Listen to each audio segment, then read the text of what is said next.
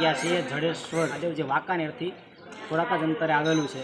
તો અહીંનો આપણે ઇતિહાસ અને મહિમા જાણીશું અને સંપૂર્ણ મંદિર દર્શન કરીશું. તો ચાલો.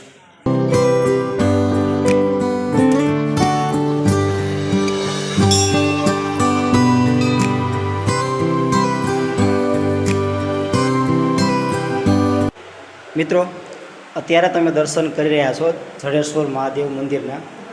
તમે જોઈ શકો છો અત્યારે હાલ તમે દર્શન કરી રહ્યા છો જડેશ્વર મહાદેવ મંદિરના. અહીંયા જ્યાં શિવલિંગ છે તે સ્વયંભૂ પ્રગટ થયેલી છે.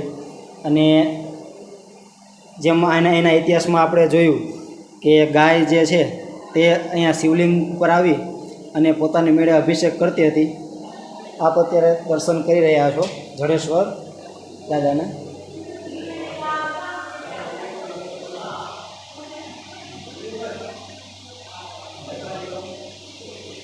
અહીંયા શિખરમાં 12 જ્યોતિર્લિંગના ચિત્ર પણ અહીં દોરેલા છે.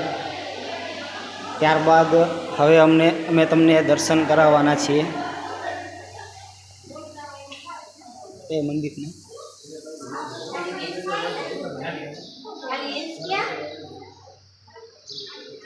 મિત્રો, હાલ જે મંદિરના હું તમને દર્શન કરાવવા જઈ રહ્યા છું, જે જડેશ્વર મંદિરની એક્ઝેક્ટ એના મંદિરના પ્રાંગણમાં જ છે. અહીંયા કહેવાય છે કે ભરવાડે કમળ પૂજા કરેલ, મતલબ કે પોતાની ગરદન છે એ કાપી નાખેલી. અને એવું માનવામાં આવે છે કે જે મહાદેવની ભક્તિ કરે અને કમળ પૂજા કરે તેને બીજા અવતારમાં તે રાજાના ઘેર અવતાર લે છે.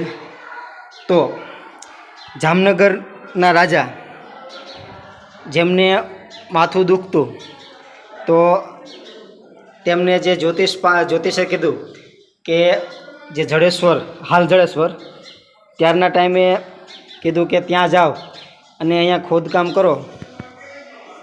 તો ખોદકામ કરતાં તે અહીંયા એમનું જે મસ્તક આગલા જન્મમાં ભરવાડ સ્વરૂપે હતા તેમનું મસ્તક અહીં નીકળેલું અને એની અંદરથી જે ઝાડ ઉગેલું એને કાઢી નાખતા તેમને માથું દુખતું બંધ થઈ ગયું હતું. તો આજની તારીખમાં પણ તમે અહીં આવી અને શ્રીફળ દળતું મૂકવાની માનતા કરો તો તમને આધાસી જે માથાના દુખાવા હોય એ મટી જાય છે. તો જડેશ્વર આવો, વાંકાનેરની નજીક આવેલું આ સ્થળ છે અને દર્શન કરો જડેશ્વર મહાદેવના. જડેશ્વર આવો તો સાથે આ બાજુમાં રહેલા મંદિરના દર્શન કરવાનું પણ ભૂલતા નહીં.